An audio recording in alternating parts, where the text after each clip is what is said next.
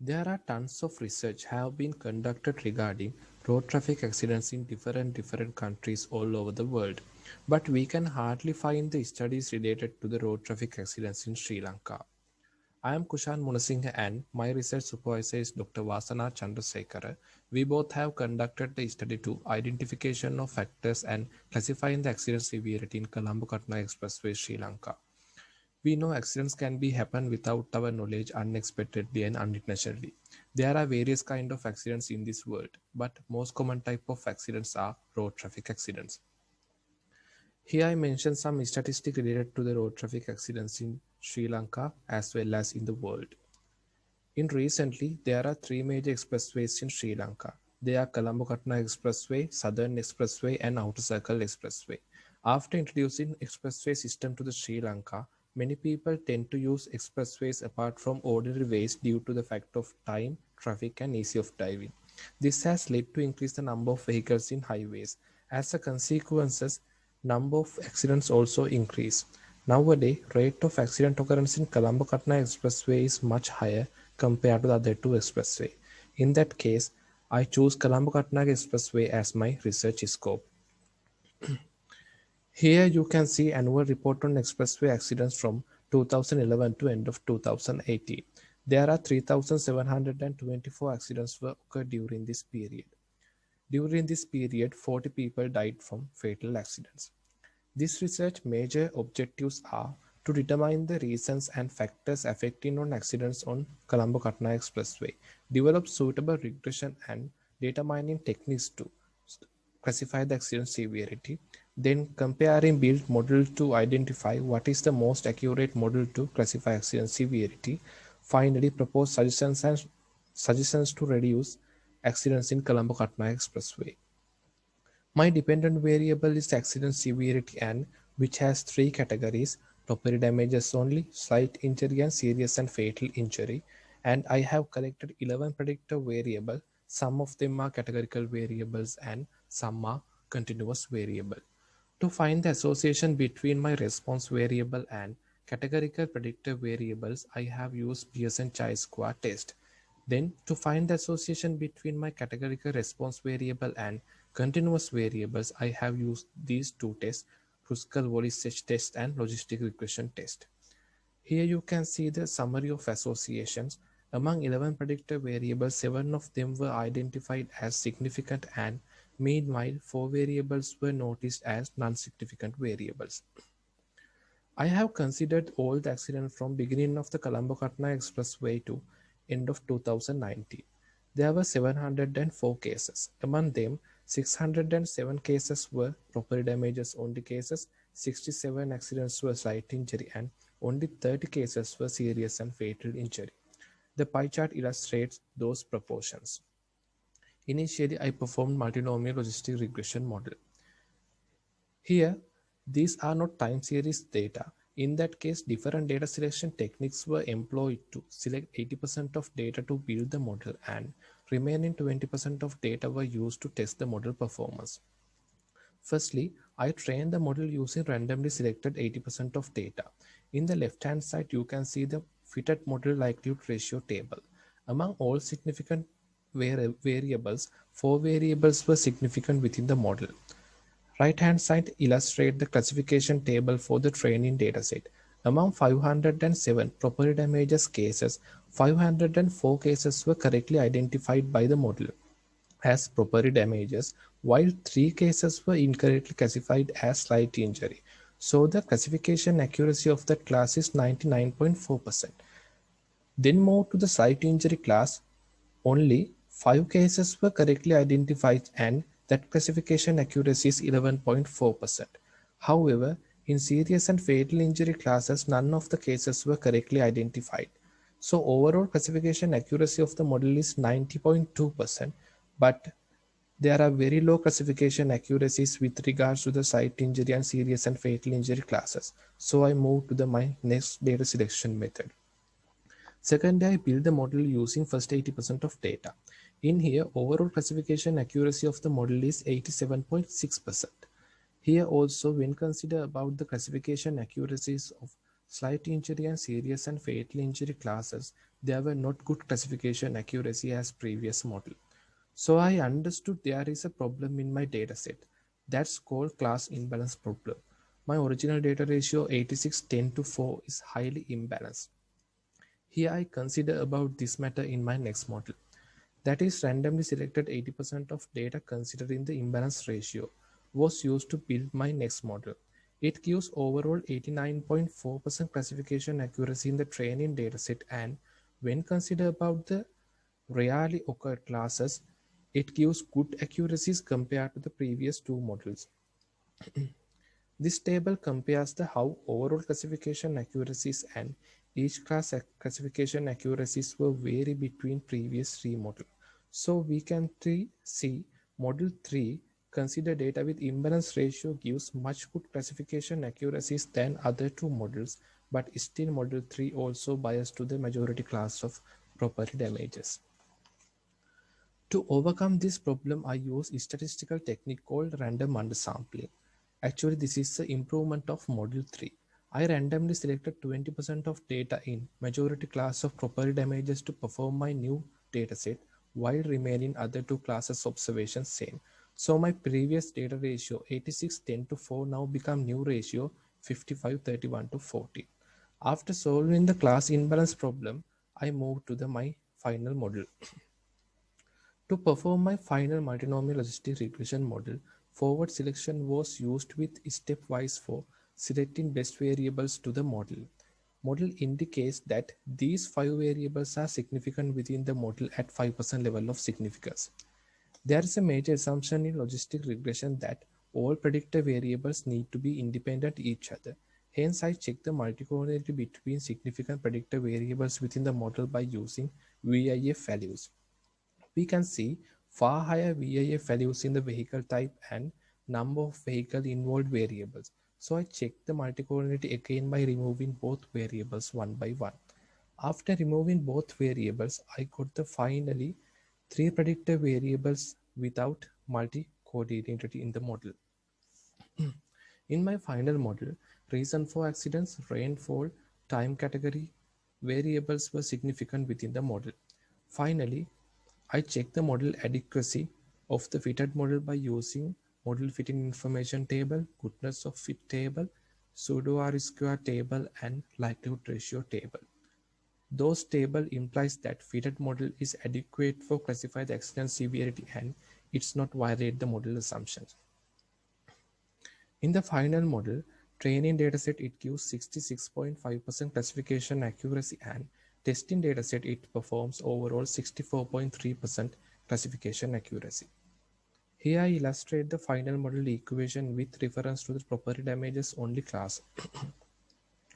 Then I move to the data mining techniques. Firstly, I have performed the naive-Bayes classification algorithm. This based on the Bayes theorem, and the major assumption of the naive-Bayes classification algorithm is all predictor variables need to be independent each other.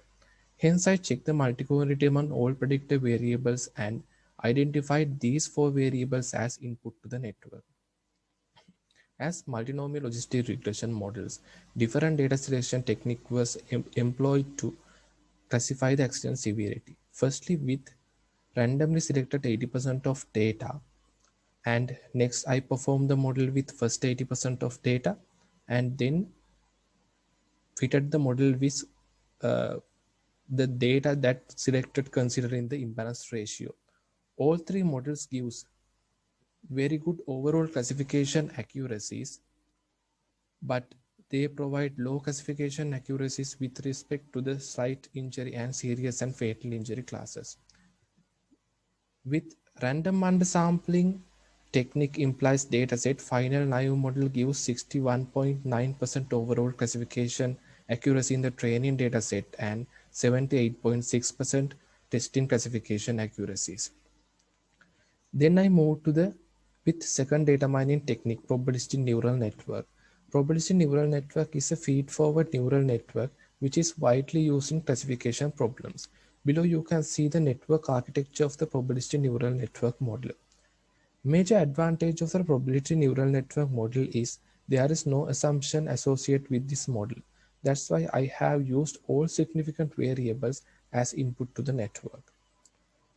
Like the previous two techniques, model trained with randomly selected 80% of data, first 80% of data and 80% of data that are randomly selected considering the original data ratio.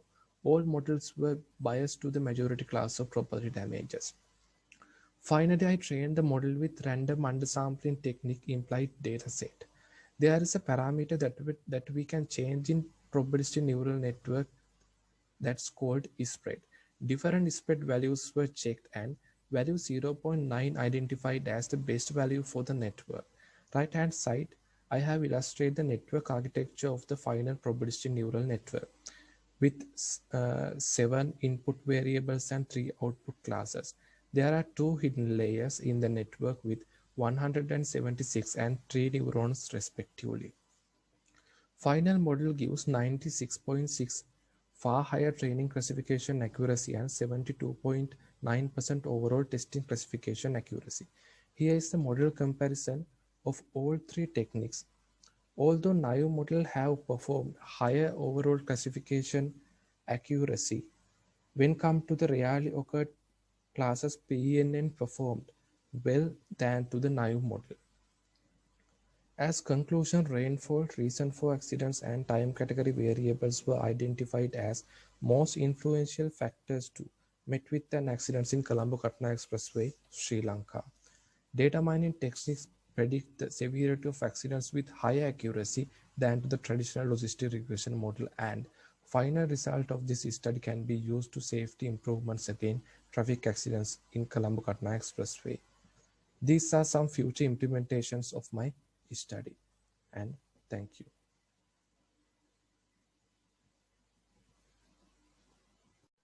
Hello everyone, I am Dilni Kaushalya. The topic of my presentation is identifying the levels of investment risk of CAC listed companies using cluster analysis. This research was conducted under the supervision of Dr. U.P. Lienage, Department of Statistics and Computer Science, University of California. This is the overview of the presentation. Introduction. Decision making in investment planning and management is a difficult practice, particularly in stock investments. Randomness is the regular nature of a stock market. Therefore, decision making on stock investments require proper knowledge derived based on scientific methods. The ideal objective of an investment is to gain high returns with low risks, which is seemingly impossible as high returns can only be expected with high risks in practical scenarios. So, risk and return should be evaluated simultaneously for effective decision making. Investing at Colombo Stock Exchange.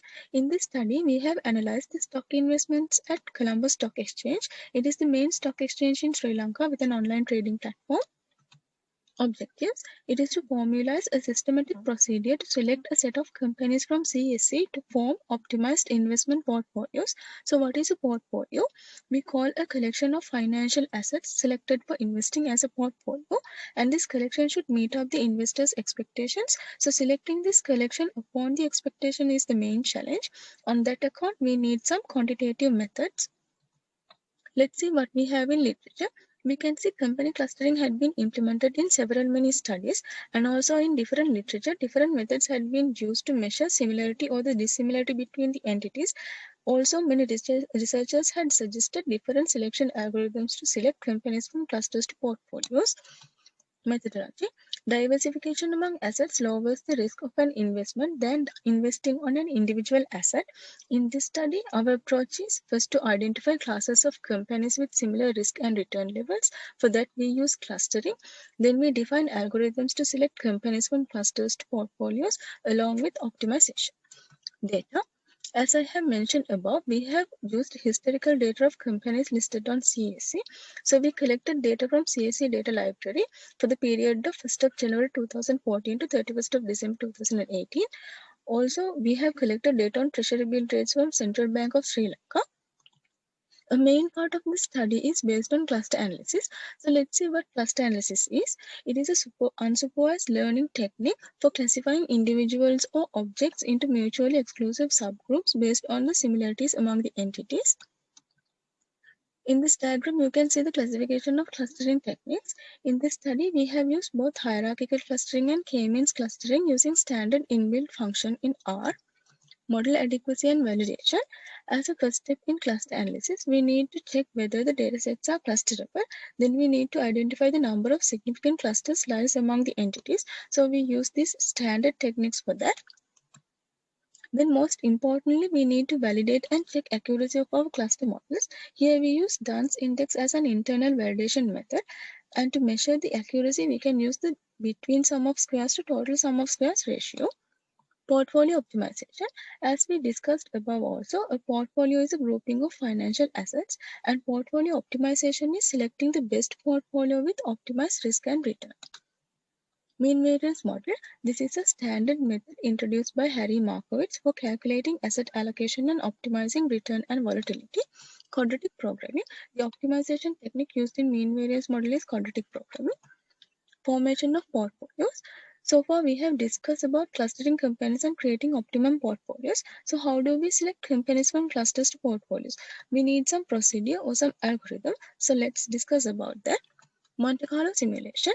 In the simulation method, a large number of random trials are implemented and observe the distribution. How to identify the dissimilarities? So here we use three variables for that purpose. First one is Sharpe ratio. It measures the average return earned in excess of the risk-free rate per unit of volatility. This is an example time series plot of weekly Sharpe ratios. Beta. It is a measure of systematic risk of an individual stock compared to the unsystematic risk of the entire market. And this is an example time series plot of beta ratio.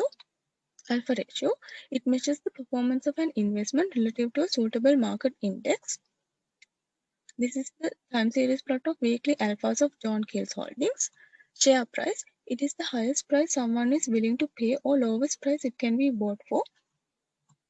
The first graph shows the daily share prices of John Keel's holdings, and the second one shows the daily continuous compound returns of it. Procedure of the analysis. This is a summary of how we used variables throughout the analysis, and except using the original variables, we use the norms of them. As the first stage of this study, 7 cluster structures were constructed with different combinations of the 3 variables. There are 7 models, and these are the definitions of those 7 models. Formation of portfolios. When selecting companies from clusters, the first thing we need to decide is how many companies are to be selected from each cluster.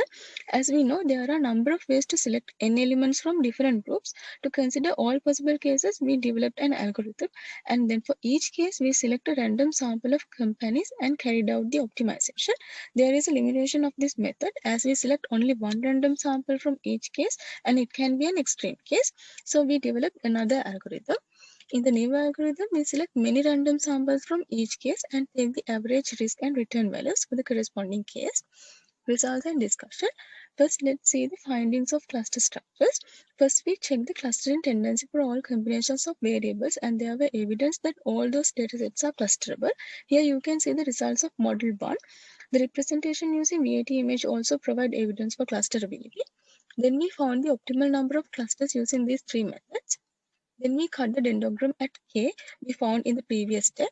Next we feed the cluster centers obtained in the above step to K-means algorithm as initial cluster centers. Here you can see the cluster plot of final cluster structure under model 1. The first table represents the cluster centers of each cluster in terms of the 3 variables. The second table shows the level of volatility from cluster 1 to cluster 5. Here we can observe both Sharpe ratio and beta increases from cluster 1 to 4, while cluster 5 has the lowest Sharpe and highest beta, which may represent an extreme class of companies. So we implemented the same procedure for other 6 models. In the second model, also volatility increases from cluster 1 to 5. Here also cluster 5 shows a deviation from the rest. In model 3, cluster centers increases from cluster 1 to 5 in terms of both Sharpe and alpha. In model 4, the cluster centers increases from cluster 1 to 5 in terms of both alpha and beta. From model 5 to model 7 are univariate models. In each model, cluster centers increases from cluster 1 to 5. Simulating random portfolios. So here we first use algorithm 1. We considered 10 companies for each portfolio and identified 1001 random portfolios covering all possible selection cases using algorithm 1. This graph represents the risk and returns of those 1001 portfolios. Here we can observe at the rightmost corner of the graph, return is higher than risk, and when moved to right, the gap between the two curves reduces, and at one point the risk starts to dominate, and at the rightmost corner of the graph we can observe very steep curves. Here the first table shows the weight allocation of top 5 portfolios with highest returns. We can see that cluster 4 has contributed the most in optimizing the return. At the same time, when we take portfolios that do not contain companies from cluster 4 but contain companies from cluster 3 contributes most for optimizing return. Likewise, we can order the level of contribution in optimizing return as shown in the second table. As I mentioned above, the previous algorithm can be affected by extreme cases. So we consider the average case using algorithm 2. Here we select many portfolios from each criteria and take the average case. Plot 1 illustrates when 18 random portfolios were selected from each case, and plot 2 illustrates when 50 portfolios were selected from each case. As they represent similar behavior as in algorithm 1, we can justify the results in previous method as well. Here also we can see similar behavior of contribution from clusters in optimizing returns. Conclusions. Norm of quarterly Sharpe ratio alpha and beta are appropriate for calculating clustering companies and identifying level of investment risks. The complete set of selection criteria could be identified, and that procedure gives 5% higher return than solely depending on random methods. The distribution of risk and return was identified for all selection criteria, so the investors can select companies according to their risk profiles. As a final conclusion, quantitative procedure for minimizing the qualitative impact on the selection of assets of a portfolio has been proposed and tested with the context of CSC. These are the references for theories and concepts used. Thank you everyone for your attention and valuable time.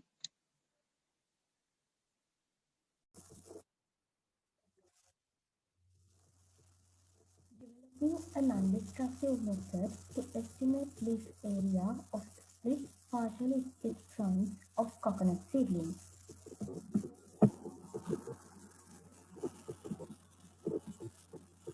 Leaf area is a biological characteristic of a plant that decides the light interception and efficiency of the photosynthetic and transpiration rate, as well as assess the growth and vigor of vegetation on the plant. Leaves are the basic way to interact with environment and take care of the basic requirement of plant. Especially, the leaf area is affected to the degree of photosynthesis. Furthermore, measuring leaf area is vital for studying plant responses to the environment and for optimizing yields in a changing climate. There are a large number of destructive and non-destructive methods for estimating leaf area. Expensive leaf area meters can be used to measure leaf area accurately and directly by different methods. However, those destructive methods are not applicable when leaf area measurements are to be taken periodically on the same plant. So, this study was conducted to develop a common or different models to estimate leaf area of finite leaves of seedlings of dwarf green tall, and dwarf yellow tall varieties. In methodology, I randomly selected 50 coconut fronds from seedlings of each coconut variety and obtained necessary measurements. After that, separated leaves and cleaned them with ethanol absolute liquid. Then cut all the leaves into about 6 inches and measured leaf area using electronic leaf area meter. Multiple linear regression and feed-forward neural networks were applied as statistical data analysis techniques. This slide shows the way of getting necessary measurements. I had 10 independent variables.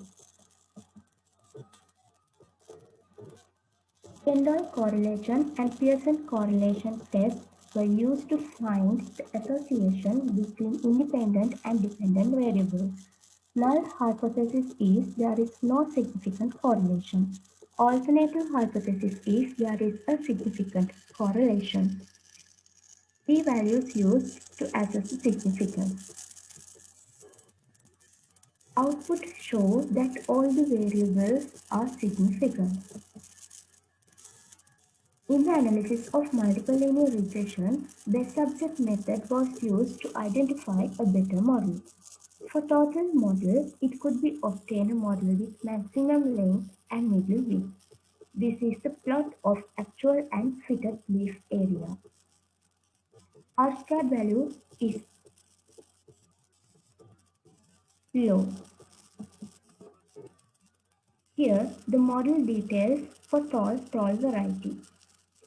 According to the results, the model with standardized variables showed the highest R-squared value and lower error.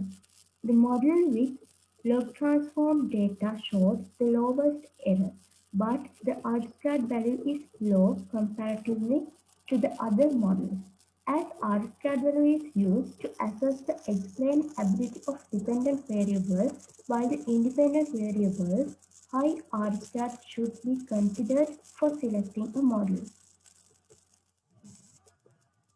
Plots of actual and fitted leaf area are seen to be same. In the model for dwarf yellow tall variety, according to the analysis details, minimum residual standard error and mean squared error were obtained from the model with log transform data. R-squared value also highly in log transform model. Plot of model with log transform data is performed well than other models. In the dwarf green tall variety, a new model has been developed as an appropriate model. Cost of introducing a new model was derived. Regression models which were from best subset method were violated homoscedasticity assumptions, so developed a new model.